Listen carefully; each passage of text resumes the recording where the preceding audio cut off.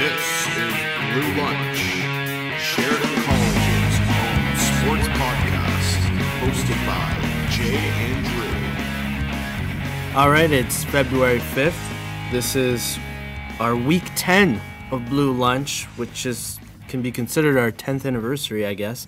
And, it just so happens it falls 2 days after the Super Bowl. So we're going to be talking Super Bowl. We're going to be talking Joe Flacco. We're going to be talking about Kaepernick, hopefully, because I still love the guy.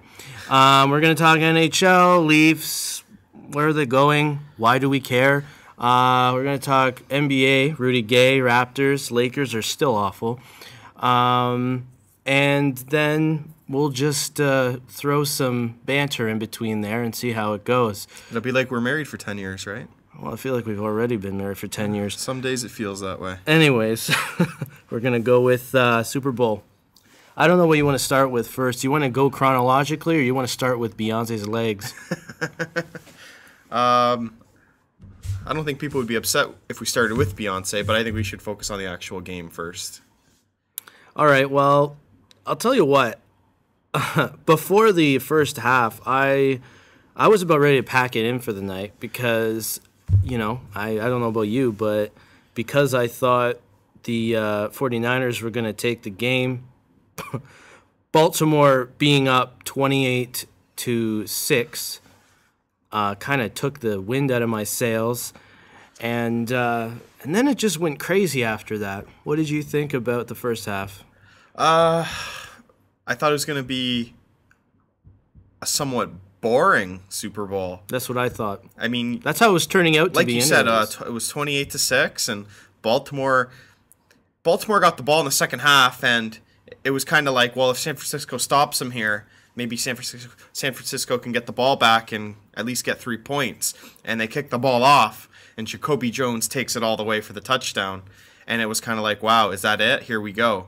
And that was after the blackout. No, that was before. And then yeah, that was just all before. Bled together for me. Anyways, that was just before, and then have you ever seen that before in a Super Bowl? 109 yards, like that was crazy. That was an unbelievable run. He was almost untouched too.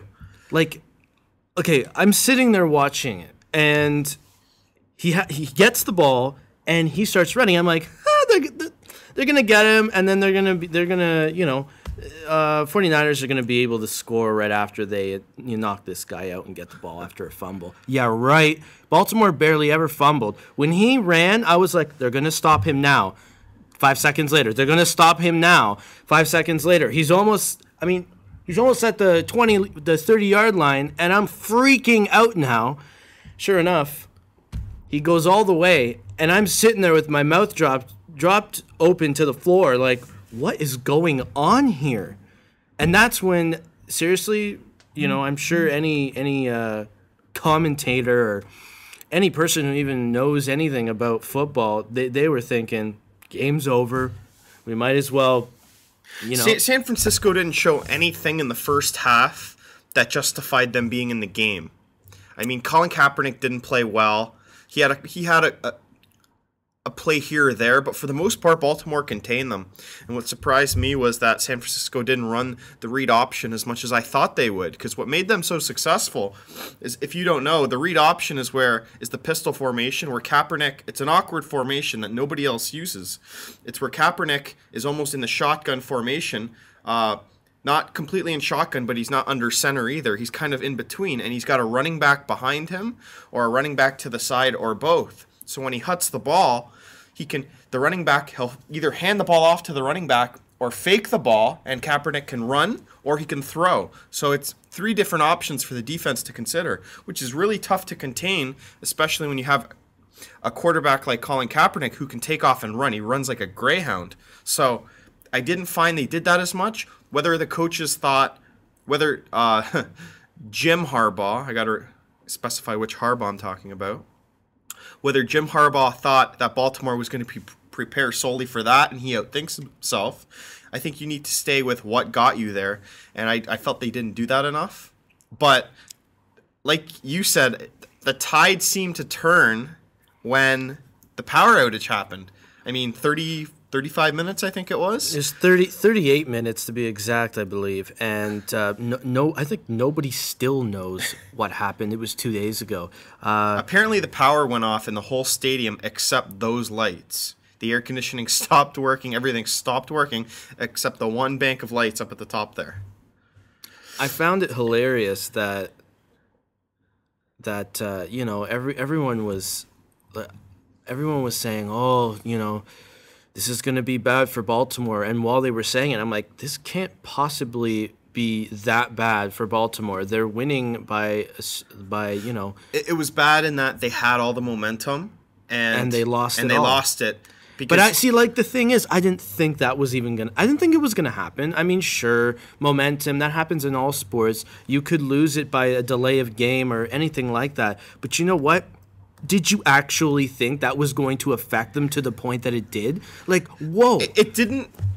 I didn't think San Francisco would come back from that because they were playing so awful. Neither did I. But they did it against Atlanta. They didn't let up against Green Bay. So yeah, you picked Atlanta too. That was funny. No, I'm sorry. Go ahead. So it didn't surprise me. It didn't what? What didn't surprise you? The comeback. Really? I like the 49ers, but that kind of surprised me. I thought Baltimore was going to run away with it even after the blackout that they had. So the play or the series of the game, I guess, or the major four downs was when San Francisco had the ball inside the 10 in the last 2 minutes of the game. 2 minutes. Oh my god! And that was awful. Ran LaMichael James and then incomplete. Four worst plays I've ever seen with essentially, you could win the Super Bowl on one play that would work. The None play of them worked. On, I think it was third down, where he threw to Crabtree towards the sidelines, and Crabtree got lit up, and he dropped the ball. Yeah.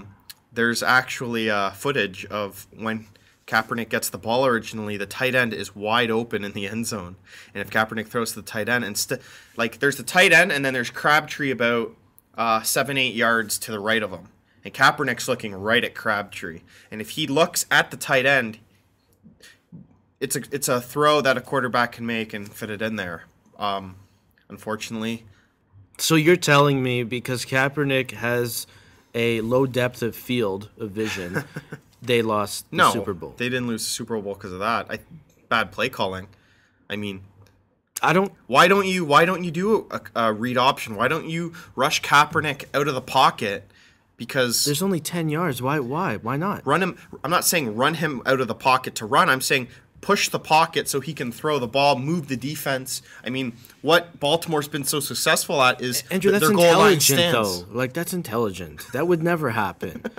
We're picking 49ers to win. Of course they don't win. Of course on one play, they have 4 tries. One play, they could win the Super Bowl. Of course they screwed up because we predicted them they would win. What was the turning point for you? There was a couple of turning points. One turning point was the blackout, obviously. Was there a play? Actually, I don't even think it was the blackout. I think it was Beyonce, to tell you the truth. I mean, once Beyonce left the stage, I was like, that's it, 49ers are coming back. No, I'm just kidding. No, the blackout definitely was a turning point. But another turning point was, in my opinion, the first try at the 10-yard line. Once they screwed that up, I was like, okay, if you can't do it the first time, and then they didn't do it the second time either. After that, I lost all hope. And you know what? The reason that was a turning point is because the score was so close. All the 49ers needed was a touchdown. I'm going to keep saying that over and over because that really bothers me. The fact they needed one touchdown and they were at the 10-yard line. They were moving the ball with ease, too. I was really surprised they didn't get in. Kaepernick played... I mean, he played a decent game. He didn't play his best game. But you know what? He's the reason that they came back anyways. So. To me, I think the big play that really showed Baltimore was for real was the long pass to Jacoby Jones, where he caught the ball and he spun around the defensive back that was coming after him and then outran the other defensive back into the end zone. That was nuts. A turning point I find no one talks about is the 2-point conversion that San Francisco missed because the score was 31-29 and they chose to go for 2, which with 8-9 minutes left is probably the right call to make. You want to go for the tie. You don't want to kick an extra point and hope to get the ball back and kick a field goal. They wanted to tie the game right there. And Baltimore brought an all-out blitz, and Kaepernick overthrew the wide receiver in the end zone by a mile. But if San Francisco makes the 2-point conversion, it's a tie game. And then say Baltimore goes down the field, kicks the field goal like they would, well, then San Francisco's going down the field, and instead of going for the touchdown on the 4 opportunities that they missed, they're kicking the field goal. So then it's 34-34. Then we don't know what the result's going to be.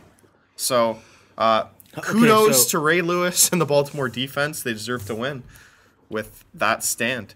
All right, and last thing from the game, actual game, was that a penalty on 4th and goal? Yeah, was that a holding penalty? I was going to ask you, what do you think? I think it was, but I'm sure, like you know, the old cliche is what happens in hockey in overtime. They don't call penalties in Stanley Cup Game 7. They let you play. And it was 4th down and goal, Super Bowl. You had a chance to win. You had 3 prior opportunities. So you had 4 opportunities in total to get the ball in the end zone. I wouldn't have made the call either. Tell you the truth, I don't think it would have been a penalty anyways. What do you mean? I don't think that's illegal. First of all, if he held him. He held him. You can see that he held him. He held him. It wasn't pass interference in the end zone. It would have been a 5-yard holding penalty, which would have made half the distance to the goal. But it wouldn't have made a difference. But it still would have been first down. But if you think about it, that throw by Kaepernick was totally off. It would have landed. Out of bounds. I know, yeah. It would have landed. It was uncatchable. He never would have been able to catch that. So I have a less of a problem. If he could catch it and there wasn't, oh God, I would have freaked. For pass interference, they will not call pass interference if the ball's uncatchable. Yeah, there you go. But that was holding. That wasn't pass interference. He literally held the receiver. But you're right. The ball was out of bounds anyways. Either way, I mean, could they have won if that was called and they still didn't catch the ball? I don't know. I mean, coulda, shoulda, woulda. But anyways, I want to move on to Flacco because he wins MVP, and now he's going to be a very, very rich man. He's an unrestricted free agent for this. Is he UFA or RFA? Pretty sure it's a UFA. That's the information I was given. But anyways, doesn't matter. He's the only quarterback to win a playoff game. He's going to sign. In the first 5 years of his career. He's going to sign with a team that's going to pay him. Oh, he's going to sign with Baltimore. Well, they're going to. I mean, is he going to re-sign with Baltimore of course for less money? No, he's going to re-sign with Baltimore. Baltimore's going to say, here's my checkbook. Put what you want. You essentially won us the Super Bowl. You threw 11 touchdowns, 0 interceptions. Ray Lewis is going out on top. We won it because of you. And it's true. Baltimore won because of Joe Flacco. He played great in the playoffs. And it's funny because I think he's such a middle-tier quarterback. But do you think he's a middle tier after winning the Super Bowl? I don't know now. I don't know. I don't know either. And you know what? Is his salary going to dictate that? You know what? He's going to make probably over $20 million. He's going to make more than Aaron Rodgers. Aaron Rodgers is a bargain right now. And he's going to be getting paid like Tom Brady and Drew Brees. And no offense to Joe Flacco, when I think of elite quarterbacks, I don't think of Joe Flacco with Tom Brady or Drew Brees. I think of Joe Flacco maybe more in the maybe Eli Manning. Eli Manning isn't in the top tier, but he's probably in the second tier. Joe Flacco's maybe with the Matt Staffords. I would put RG3 and Cam Newton ahead of Joe Flacco. But that's just my personal opinion. Do you like Adrian Peterson winning the... That was a tough call. You called it, though. You couldn't go wrong either way, whether you picked AP or Manning. I don't understand how AP won MVP and Manning won Comeback Player of the Year. You'd think if you won MVP, you would win both. But maybe they just wanted to be fair to both players. Yeah, probably. Ray Lewis. You didn't notice him a whole ton, but he went out on top. How will Baltimore be next year? Potentially, well, obviously they're going to lose Ray Lewis unless he pulls a Brett Favre. It looks like they're going to lose Ed Reed. People are talking that Ed Reed's going to leave. He's a free agent. He's huge in the secondary there. Will Baltimore be able to come back and repeat without those two on D? I think they're a good team still. especially with Flacco. But I don't know. My question is, where did the 49ers go from here? Because they have a rookie quarterback who's played, 10 games? Yeah. In his entire career, 10 games. And his 10th game or 11th game was the Super Bowl. Now, you want to talk about future. The future for the 49ers, having Kaepernick as a quarterback, is looking really good, looking bright. I'm really surprised you haven't brought up Alex Smith at all today. Alex who? Oh, what? No, Ryan Fitzgerald? The only reason I brought him up is because I found it hilarious that he was pulling this crap like a week before the Super Bowl. When I was watching with a few of my friends, and one of my friends said he hoped to see Alex Smith go in when they were getting blown out by 28-6. Because he thought he was very bitter towards what San Francisco did to Alex Smith. Alex Smith essentially lost his job to injury. Yeah. They were 7 or 8-1 when Alex Smith went down, and they brought in Kaepernick, and they just went Kaepernick the rest of the way. And if they won the Super Bowl, no one would have argued, but they didn't. Would have Alex Smith been a difference? I don't know. We'll never know. Alex Smith will probably be cut. Hopefully he does not go to Buffalo, but maybe he goes to Why not? Arizona. He's a pretty decent quarterback. It's better than what you have. He's okay. I mean, I don't know. Is it a product of the team? Is it his team that makes him look good? Probably. Anyways, but as for what does this do for San Francisco? They really don't lose anybody. They still have their defense. Alden Smith's getting better. They still have Willis and Bowman. Terrell Brown was pretty good at corner. Dante Whitner was not very good. I don't know if you noticed. Flacco picked on Whitner a lot. Whitner was actually a former first-round pick of the Bills, and so I've seen a lot of Dante Whitner, and he struggled a lot in coverage. He would try to make a big play, and he would miss, and that's exactly what happened. The first touchdown, he was responsible for the tight end. The second touchdown, he was responsible to cover Dennis Pitta, and he didn't, and Pitta caught it, and Whitner's like, what the hell? So, but as for San Francisco, I think they will be back. I mean, if not next year, definitely within the next few years, they'll be back in the Super Bowl. They got a nice young core, nice young team, and they're well balanced in every facet of the game. Well, we're doing recaps of games, and I guess we have to do a recap of last night's Leafs game. So I guess we'll start with. I want to talk Roberto Luongo first. You want to talk about Luongo? I want to talk. Well, we are mentioning Leafs.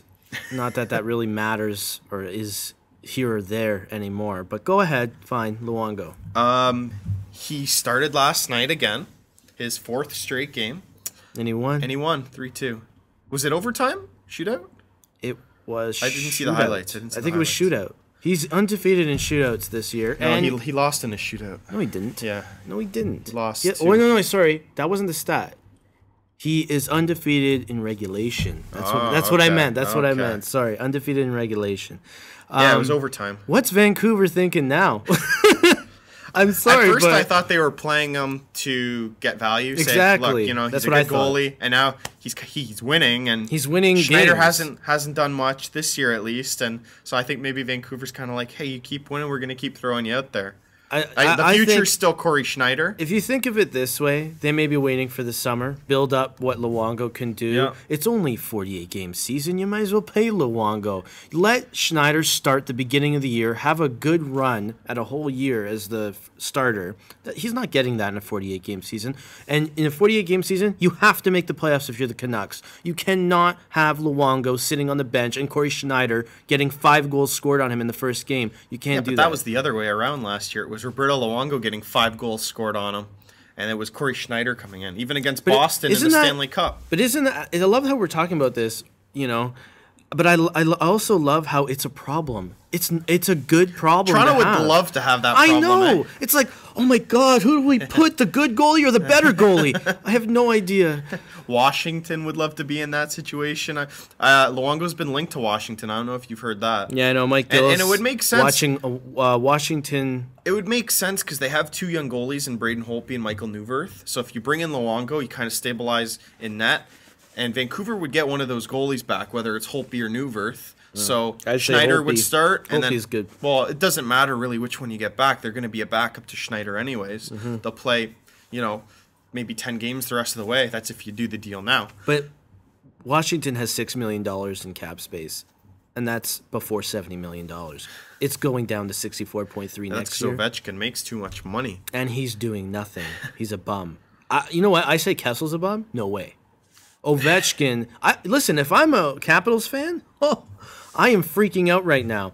And you know what? Maybe I'm not because I love this year's draft. So maybe, I don't even know if they know anything about hockey, if they know about who's in the draft. But if I had Ovechkin on my team, and obviously I know a lot about hockey, and he's playing the way he's playing, and we're paying him $9 million to do nothing, but we're dead last in the East, I would actually accept that. Because if you look at this year's draft class, I've said it countless times, you're looking at a draft class that could change your franchise in top 5, And if you get in the top, like Washington is dead last in the league right now. If they draft Nathan McKinnon, you have Ovechkin, McKinnon, Backstrom. I can't even, it blows my mind. It does. I don't think Washington's going to aim for last. No, trust me. I don't think they're going to aim for last anyways. Not with Ovechkin on that team. But I think this year's trade deadline, April 3rd, is going to be really interesting. It will be. Definitely will be. Because you're going to, look at Washington. They're dead last in the East, but they're not that far out from other teams that are ninth. Like even Carolina that beat the Leafs last night, which we're going to get into shortly. I believe they're ninth in the East. Washington's not that far off from them. Couple of wins and they're right up there with Carolina, so it's going to be tough. Now, if I were to ask you which goalie has not allowed a goal in the second or third periods all of this year, who would you say? What do you mean, in general? In the NHL? Yeah, in the NHL. Which goalie has not allowed a second or third period goal all year? Who would come to mind? Luongo. Good guess. The answer is Craig Anderson. Of the Ottawa Senators. Who is having an absolute monstrous year. GAA of 1.12. Ottawa's a good team. They're a great team this year. I'm still not sold on them. Spezza's out for a couple months. Alfredson's getting older. Other than that, who's on that team? Kyle Turris, Milan Mahalik. Can they really get it done? Ottawa.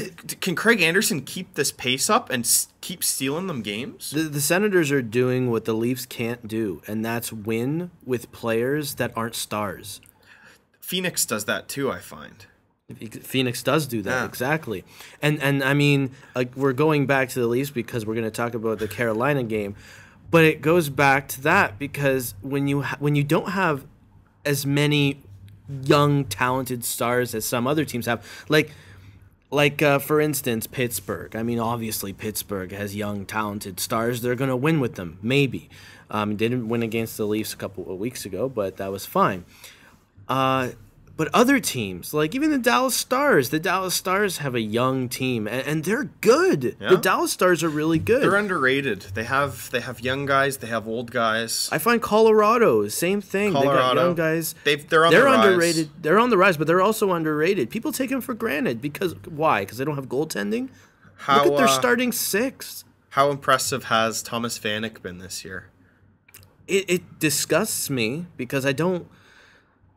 I'm going to pace myself as I say I don't like something, but... He has 19 points on the year. He's leading the league. He's 3 ahead of Stamkos. How can you like that? How can you not like that if you're a hockey fan? To have a player have 19 points in the first, 6 or 7 games? He's playing really well. That's crazy. If he doesn't win Player of the Week for the second week in a row this week, I don't know who is going to, because... He had 5 points against Boston. You have teams that are playing well, and you have players that are just killing it. Vanek, Marlowe, even Thornton. Joe Thornton is playing great. Who else? Help me out here. Patrick Marleau. Yeah, I said that. Marleau. Oh, you said Marleau? St. Louis. Oh, St. Louis. Yeah. Another player, Callahan on Tampa Bay. Tampa Bay's hurt. Callahan's on New York. No, not Callahan. Sorry, Conacher. I knew it was a C name. Tampa Bay's playing great. What are they, 5-6-1 now? They're all right. They're 5-1 or 6-1. That's what I meant. 5-1. 6-2. 6-2.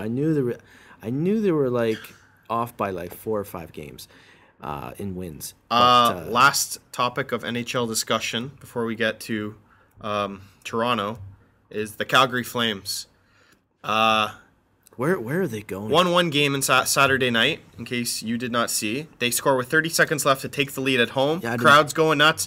Bouwmeester's going nuts because he scored, and he does not score goals. And Calgary's thinking, we're going to beat the Hawks. This is it. And Marian Hossa ties the game with 1 second left. It was almost like the Hawks are like, oh, wow, they scored. We better score here. And they literally had the puck for the next 30 seconds in Calgary's end. And Hossa ended up scoring, tying the game, sending it to OT, and winning it in shootout. What does that represent, or what does that show when the Hawks end? To me, resiliency? It shows resiliency, but to me, in a more basic form, it shows like how good the Blackhawks are compared to the Calgary Flames. The Calgary Flames are 1-3-1. What's the record? I don't even 1-3-2. 1-3-2. Calgary's. I thought they were going to lose their first game of the season. They didn't. They won. They're 7-0-2. Calgary blows it again. What's going on there? What do they got to do? I think we're both in agreement. They got to blow it up. You can't keep going again like Kiprusoff hoping it's going to work because it hasn't. Well, the Western Leafs need to blow it up for sure because they got old guys. Weren't the Leafs in this position that Calgary's in right now not 5 years ago? Yeah. Or 6 years ago? Something like that. They had a lot of older players. And they just, they couldn't... Recycled players. Yannick Perreault is back for another round. They couldn't win a game to save their life. And I know they've only played, 6 games? Other teams, every other team in the league has played more than 7 games, except Calgary. So can we judge them yet? I can't say that.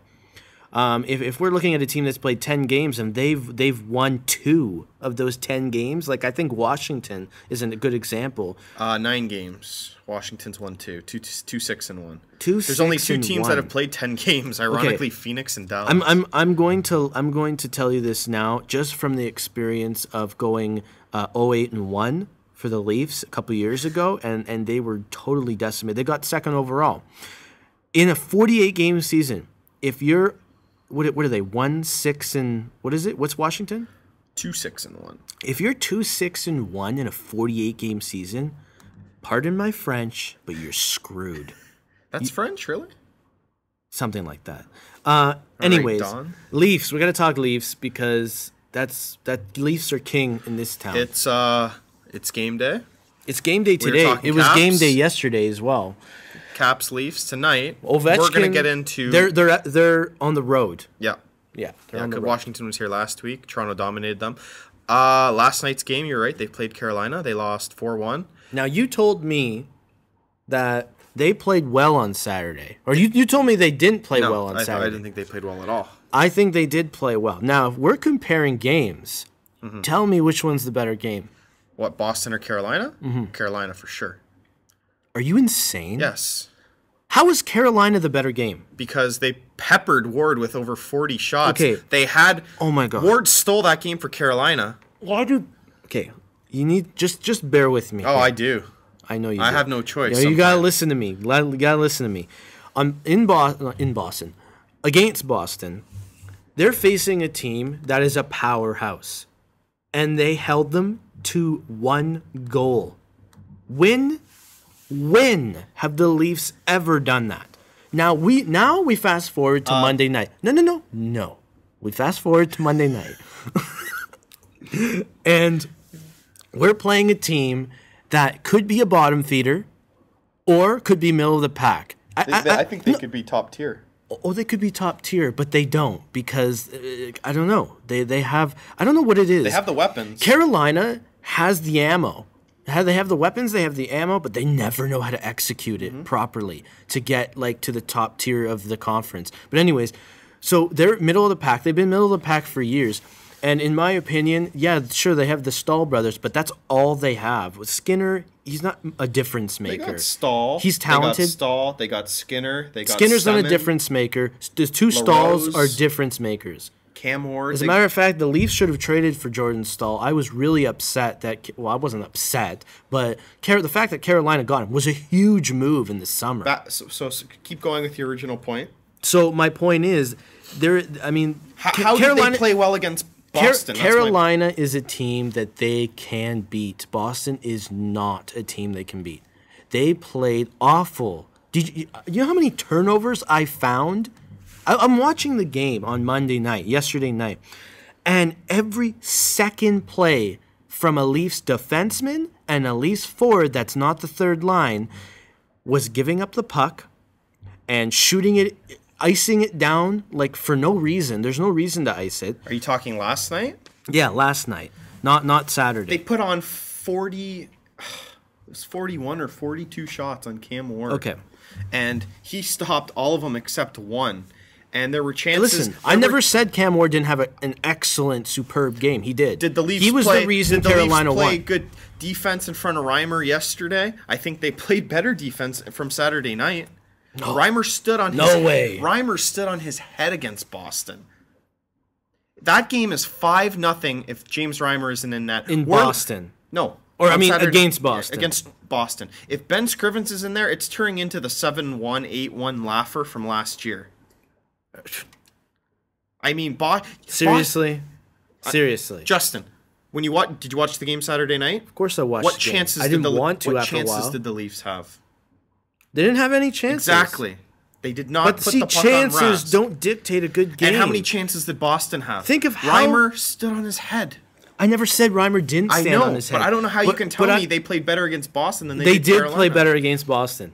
You're never going to change my mind. Even though they lost 1-0, that's fine. It should have been 5-0 or 5-1. So they played well.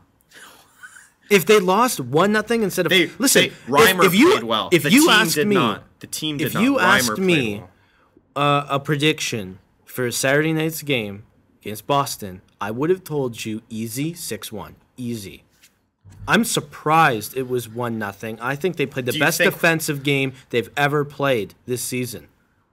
Now, that has been the ongoing problem with this team. That's why I believe they played the better game. That's why I think they played a better game. Monday, the thing with Carolina, their defense was horrible. No, but you know the thing was with Carolina? It was the disallowed goal. It was the Tyler Bozak had a distinct kicking motion apparently. No, he did not. I know he didn't, but that's what that was the worst call I've ever seen this season. Let me finish. Against the Leafs, which has been a lot. So, instead of that game being 2-2, it's still 2-1. What happens on the very next shift? Toronto takes a penalty. McClement snows the goalie. They score off that. It wasn't even a full snow. It was that was another dumb call. Whatever. They made the call. You go on. Carolina scores. It's 2-1. And disallowed goal for Bozak. Very next shift, Toronto takes a penalty. Then they take another penalty to go 5-on-3. It wasn't. Yeah. And then Carolina scores. It was just. It wasn't Toronto's night. It was It was Bozak's disallowed goal, and the stock market crashed from that. In my opinion, and it's only my opinion, but the refs helped the Leafs lose. Essentially, the officiating wasn't good last night. If that goal counts, that 2-2 tying goal, I think you see the Leafs win that game. Possibility. It is a possibility. I think it's a good possibility. And then are we sitting here saying they played better against Carolina than they did against Boston, or at least you? No, I still think because they played horrible against Boston. They had no chances. Whatever. It doesn't matter. Anyways, we need to talk about the individual players. Kadri and Fratton again had a great game. I don't know what's going to happen. Matt Fratton has 5 goals in 6 games. Nazem Kadri's been putting up almost a point a game. Yeah. And Phil Kessel's he missed still that Boston scoreless. game. Obviously, he didn't get a point. So. And Phil Kessel's scoreless. Don't get me started on Phil Kessel. Okay, I'll get you started on Matt Fratton then. All right. What do you like about Matt Fratton? He goes to the net. That's how he scored his goal against Carolina last night. What I would like to see is keep Fratton and Kadri together. They seem to have nice chemistry. Yeah, they do. I don't think whether it's been Wilson or Carlisle, that they keep the MacArthur, Grabowski, Kuhlman line intact. They seem to play him a game, and halfway through the game, mix them up. They put MacArthur up on the first line or Kuhlman down on the third, and they have Grabowski playing with one or two different guys. I'd like to see that line together, and I'm sure you remember 2 years ago when that line was the Leafs' that was their best line, most consistent line on both ends of the ice, and I would like to see them, for Carlisle to say, hey, here's 5 games. You guys are going to play together for 5 games, and we'll see where we go from there. But Carlisle, you got to give him credit that he's not doing what teams of the past have been doing, where they do go in a little mini slump, they hit the panic button and they play veterans more. He's still playing Nazem Kadri, still playing Mike Koska. Well, they're Fratton, producing. Well, maybe James not Van Koska. Riemsdyk. Koska had a bad game last night. Oh, yeah, he was not good last night. Phaneuf had an awful game last night, too. Fraser's in the lineup more. Fraser's been playing well. He played okay last night. Holzer looked nervous. Yeah, I mean, he didn't really have a good game. I mean, Franzen's been having a great few Does games. James Reimer go tonight? No, you go Ben Scrivens. Oh yeah, against Washington. I thought Reimer played well last night. Reimer has been. He's played well the whole year. In my opinion, Reimer's back to form. I think not to the full extent that he was a few years ago, but again, he hasn't played that much in the NHL. I think, especially with a full season. Again, like when I mentioned full season with Corey Schneider, I'm also putting James Reimer into that because he's had less time than Corey Schneider has, as far as I know. Corey Schneider's had 60 games or so, and Reimer's had just over 40 games or so. That's not a lot of time for a goalie to get acquainted with the players of the NHL and how they play for each team. So I think he's getting his feet under him. I don't think you play him tonight though, because Griffins needs to get time in. Especially if he's going to be a backup. I would play Reimer for the fact that he's shown he's the better goalie. You need the win. Washington's one of the worst teams in the league. I think it's a good chance for a win and to stop the little mini slump. Because if you lose tonight, then you've lost 3 in a row. Then Leaf Nation starts panicking, and we don't want that. Well, they're already panicking today. They are. It's gotten to the point where we want to trade Kessel and trade Phaneuf and start losing so we can get McKinnon. At least I know I've been saying that, but it's running rampant now. And that's because again, that's what I'm talking about Carolina.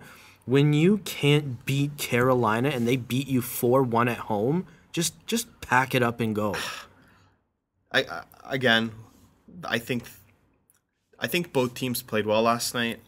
I mean, they both put up over Carolina played well. Yeah, they both put up over 30 shots. I think Reimer played well. 30 shots. The third goal that it looked like defensively Carolina was bad. On the 5-on-3, but they played a good game. On the 5-on-3 on the third goal where the puck barely crossed the line. I don't know how Reimer got that. Like, he was way out of position, and it crossed the line by like an inch. And then the fourth goal, Reimer didn't smother it. He passed it to his D. The D lost it. Carolina scores. Whatever. It's over with. I still think you go James Reimer tonight. I think you go James Reimer as much as you can just to see whether he's the real deal. He's a young goalie. He showed flashes in the past. Just keep rolling with it. This year, it's only 48 games. Let's see what we got in our guys. And that's what Carlisle's doing. He's playing the young guys.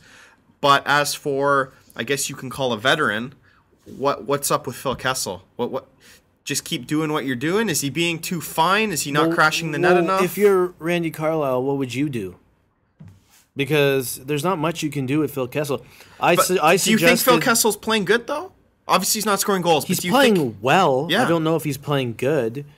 There's a difference between trying and not succeeding. I mean, last night, I think he hit the side of the post. He had chances again. He hit the crossbar against Boston. He hit Tuukka Rask's glove when Rask wasn't looking. Do you think he's playing well enough that you wouldn't even consider sitting him out for a game? I would not sit Phil Kessel out. No.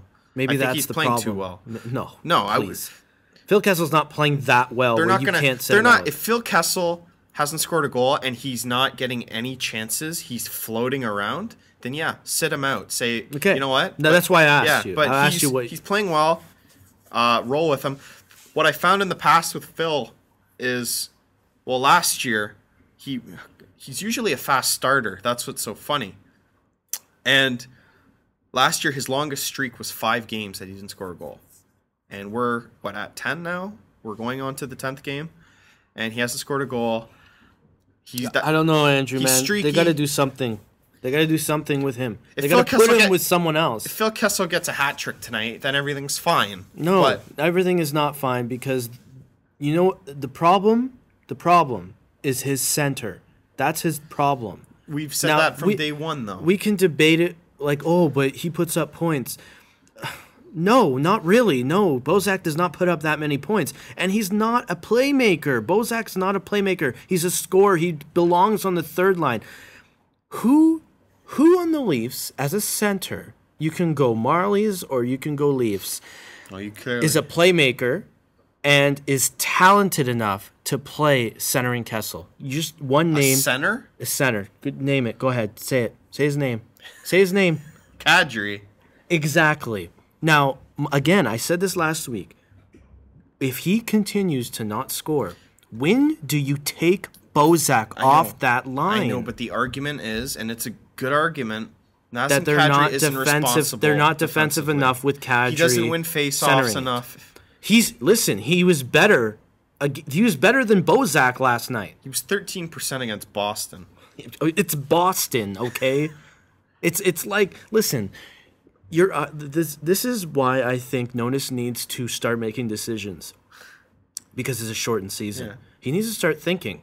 You just want to see moves so we can talk about it. No, that's not it. I want to see them moving in a direction. Right now they're stuck in the middle, and they've been stuck in the middle for friggin' 10 years.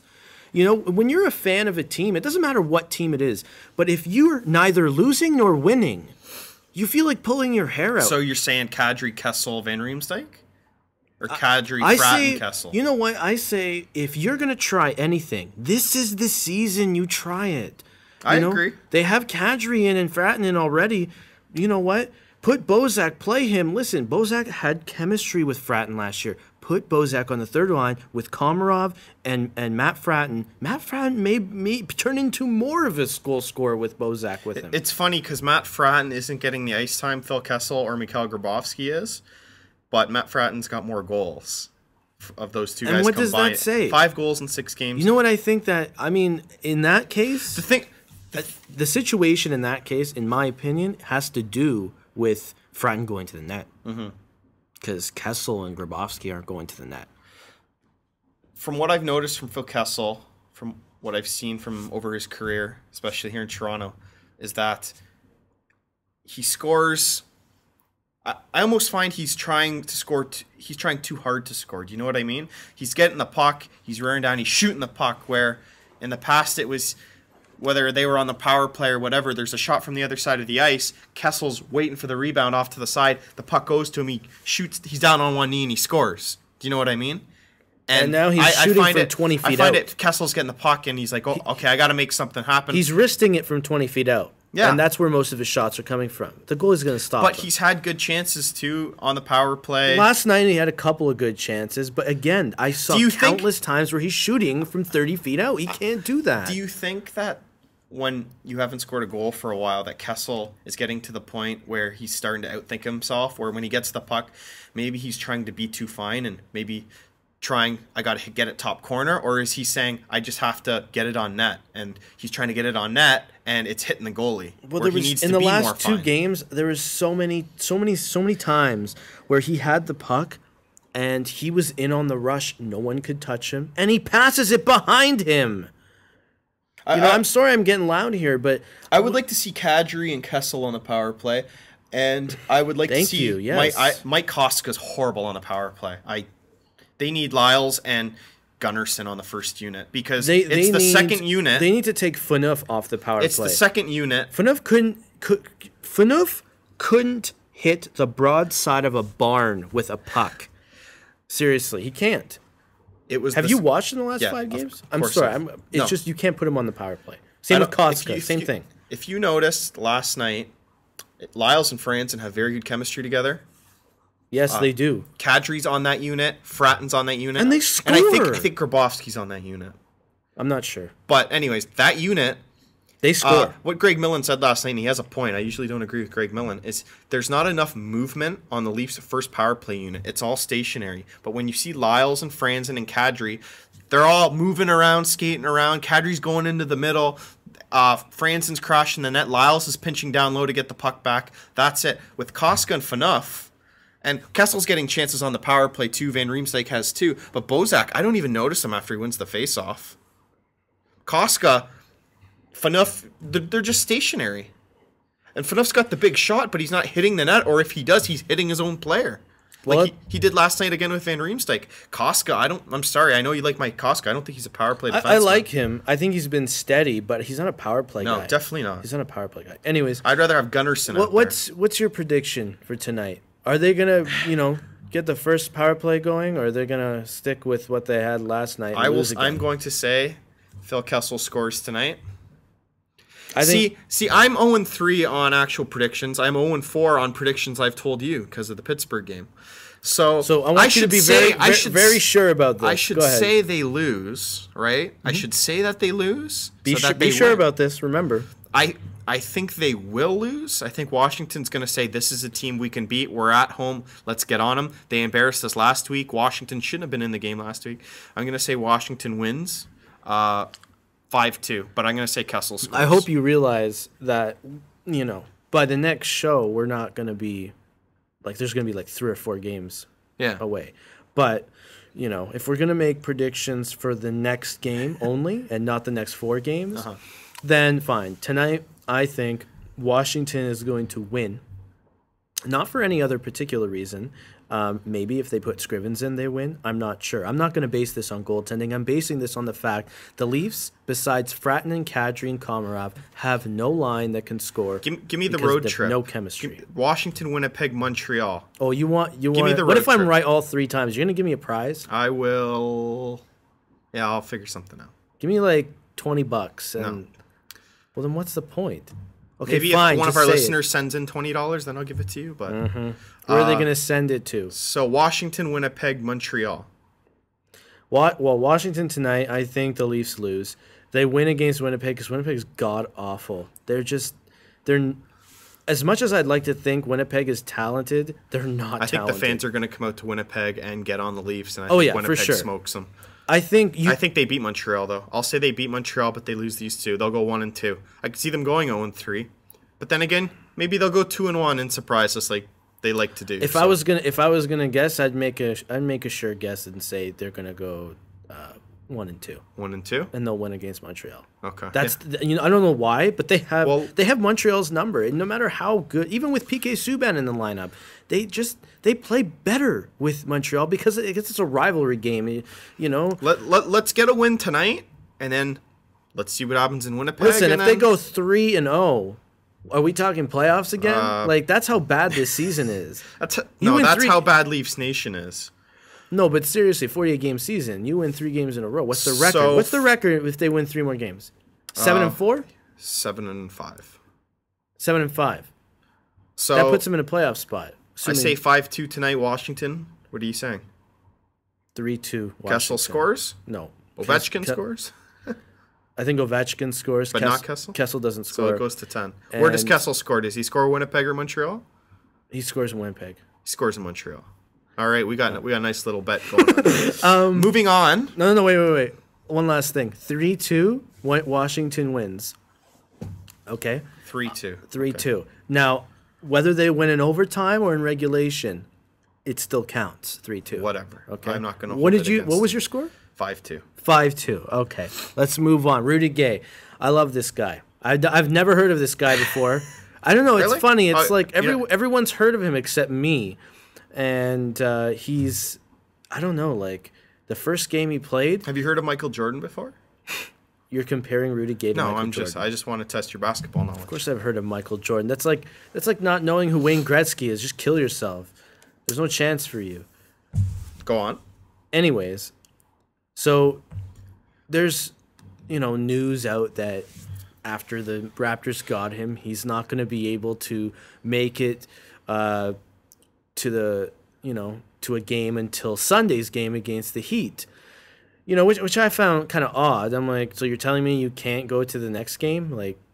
Like, you're part of the team, just fly there or whatever. We whatever. didn't know the plays or anything. Yeah, that's true. Anyways, he shows up.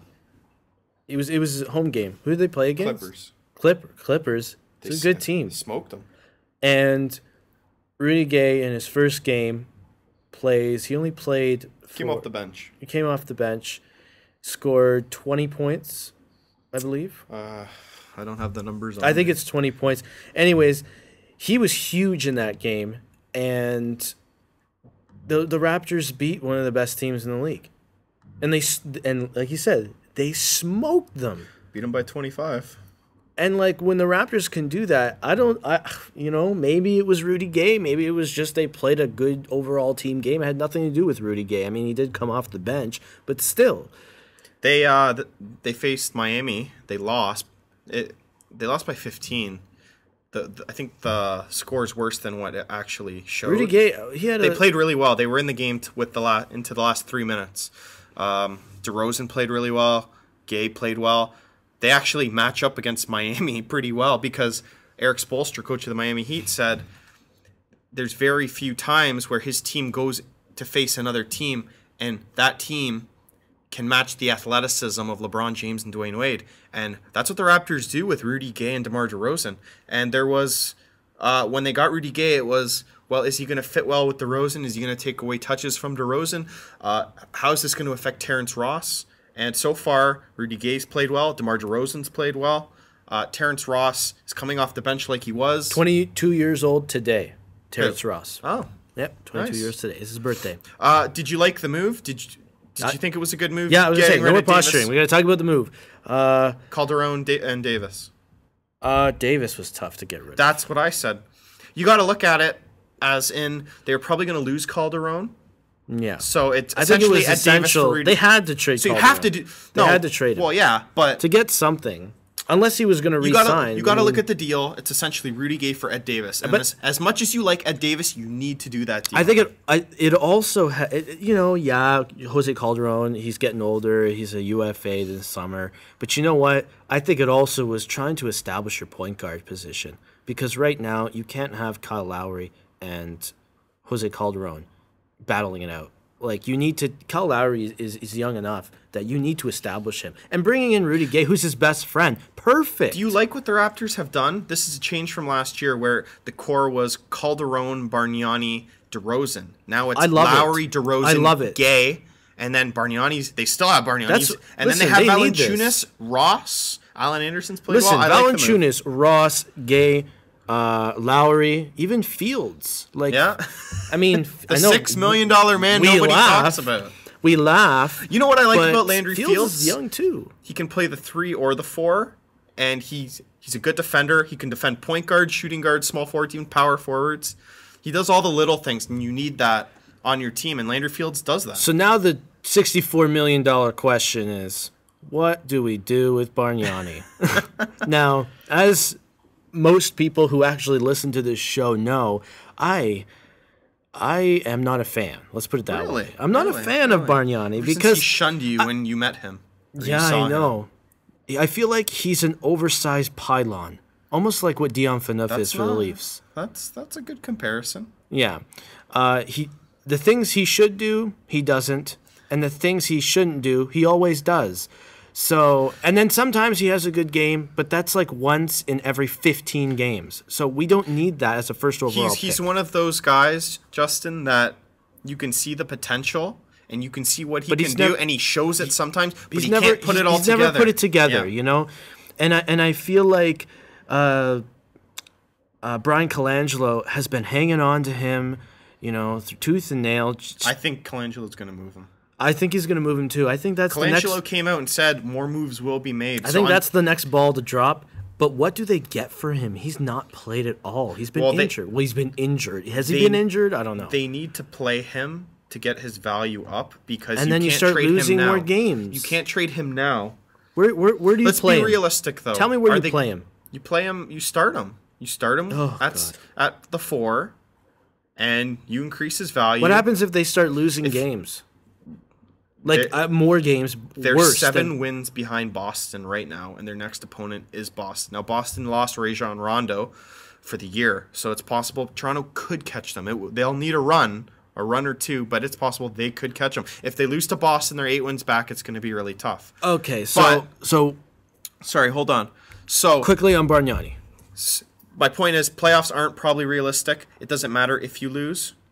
Their pick's going to Houston anyways. So you play Bargnani, or it's going to OKC, sorry. And hope for the best. And you play Bargnani, you get his Doesn't value that up, sting? you trade him. OKC is one of the best teams in the league. If you remember what happened with Vince Carter, do you remember when they traded Vince Carter? Yeah. He was injured. He wasn't even playing, and Rob Babcock traded him for Aaron Williams, Eric Williams, Alonzo Mourning, and 2 first-round picks. They got peanuts for Vince Carter. So you can't trade Bargnani while he's hurt. You're not going to get anything for him. It's like last year when I'm comparing it to hockey. Last year when Getzlaf and Perry were struggling, people were saying they got to get moved. They got to get moved. Why is Anaheim going to move them if their value's at an all-time low? Why don't you wait till Bargnani maybe flashes something, maybe puts up a 25-point game? Callers or general managers look and say, oh, okay, you still got it, yeah? And then you capitalize. You get something for him, a 4. I've heard Pau Gasol. We'll see what happens. Please no. Please But I think what we do know is at number 1, it's Lowry. At number 2, it's DeRozan. At number 3, it's Gay. And at number 5, it's Valanciunas. They don't have the number 4, but they have the substitute to number 4, Amir Johnson. Amir Johnson could be a starter. He was at the Leafs game last night. Yeah, he could be a starter if they needed him, but he's a perfect guy off the bench. Him, Alan Anderson, Terrence Ross. I love him off the bench, but let's see what. I think it's inevitable that Bargnani will be moved. Okay, quick prediction. Very, very quick. 30-second prediction. Do they win against Boston? Yes. You think they're going to win? Yes. Okay. Boston's older. They don't have Rondo. They don't have Ray Allen anymore. Just Pierce and Garnett. I don't want to do predictions on this. I can't do score, but Toronto will win. I think Toronto will win too. We're in agreement for once. I know.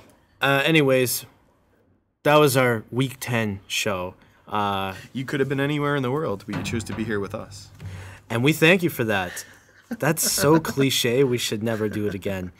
Anyways, I didn't steal that from anybody, by the way. Sorry, Sid and Tim. Tim and Sid. You always say Sid and Tim. Why are we Bad saying habit. this? Anyways, They're taking our viewers. we're wrapping this up, and next week, hopefully, I'm going to keep saying this every week, but hopefully the Leafs will be in a playoff spot or be last in the league. One or the other, please.